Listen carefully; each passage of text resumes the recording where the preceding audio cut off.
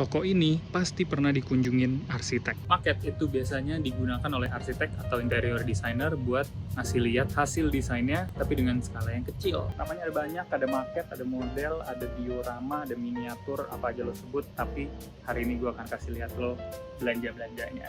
Nah biasanya yang paling penting tuh ini nih, ini gray board atau beer mat, biasanya antara dua itu yang umumnya, tapi ada material lain nanti kita lihat. Ini juga sering dipakai. Ini balsa, kayu balsa ini biasanya dipakai buat kolom atau tiang atau semacamnya karena dia udah kotak-kotak. Ini juga ada pattern, tapi ini plastik sih mahal. Plastikan mahal. Nah ini juga sering dipakai. Tapi ini juga mahal sih. PVC biasanya ini. Yang harus diperhatiin biasanya tebel material bahan maketnya. Nah tergantung sama skalanya yang dikerjain. Kalau misalnya skalanya 1:100 mau bikin dinding kan 15 cm. Berarti ambil yang 2 mili gitu misalnya. Makin tebel, itu juga makin keras dan makin susah untuk dipotong.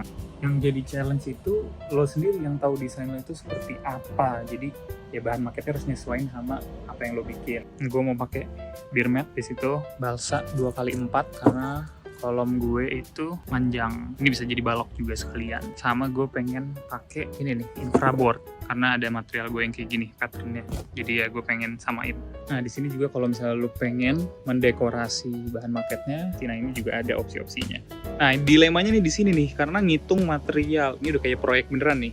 Misalnya gue cuma beli satu, terus ternyata kurang. Nah gue akan pusing dan akan membuang waktu untuk beli lagi.